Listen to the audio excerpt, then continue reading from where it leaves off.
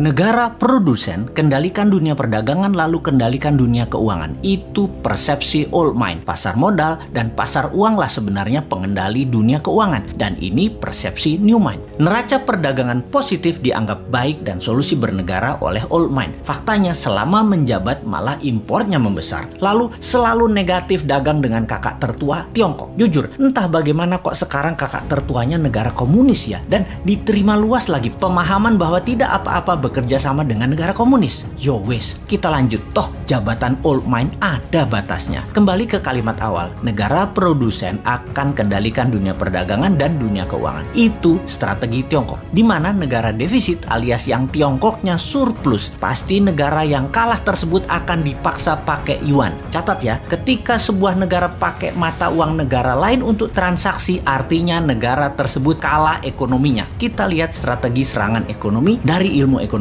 Money 1.0 adalah uang hanya sebagai alat bayar pelancar transaksi. Kemudian uang menjadi alat modal yang disebut money 2.0. Kemudian uang menjadi alat kendali ekonomi disebut money 3.0. Salah satunya debt trap. Yang Tiongkok lakukan pintar. Dari money 1.0 langsung ke 3.0. Karena ya memang Tiongkok nggak punya Wall Street, tempatnya money 2.0.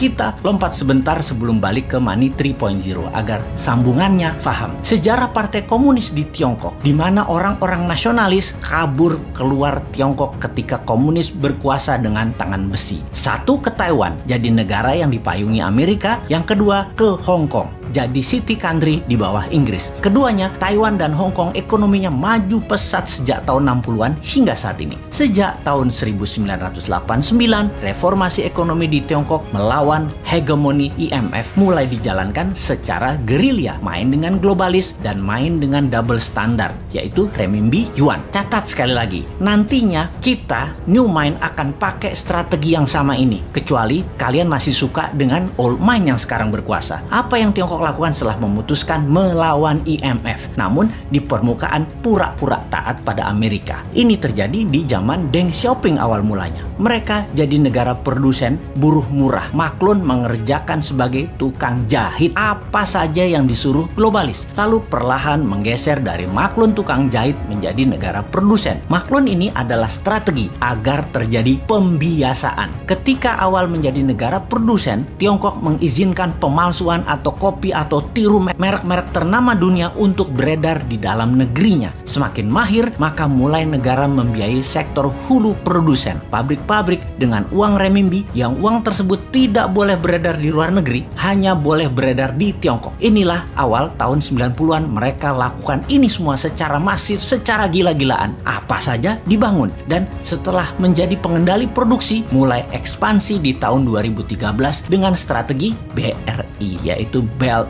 Road Initiative. Perlu banyak negara yang harus dikendalikan oleh Tiongkok. Perlu banyak negara yang penduduknya lapar dan pemimpinnya lemah agar mudah dikendalikan agar membeli barang-barang Tiongkok dan menggunakan mata uang Tiongkok. Awalnya dengan memberi pinjaman, namun bukan uang tetapi barang, seperti jalanan dibangunin. Pokoknya jadi barang. Jembatan dibangun jadi barang, pelabuhan, bandara, jaringan kereta api yang semuanya punya kesamaan, yaitu pelancar jalur angkutan barang guna menciptakan ketergantungan terhadap produk Tiongkok dan kelancaran distribusi barang. Kemudian kendali atas pasar yang kebetulan semua bergeser ke digital. Jadi strateginya adalah beli dan ambil semua jaringan marketplace milik pengusaha lokal sebuah negara agar isi produknya adalah barang-barang buatan Tiongkok. Begitu sudah tercapai ketiganya, maka tahap keempat, mata uang Tiongkok dipakai sebagai alat transaksi. Pertama, sebatas transaksi dua negara. Nanti tahap kelima sampai ke pasar-pasar tradisional bisa pakai yuan. Ingat, ketika keluar negeri, yuan yang disebut. Itu membedakan asal uang itu. Walau kalau ditanya di Tiongkok, bagi mereka sama itu yuan atau renminbi. Namun kita pahamlah, kita kan ngerti bernegara, ngerti bagaimana Tiongkok bermain, dan ngerti cara memainkannya. Sayang aja masih sedikit yang percaya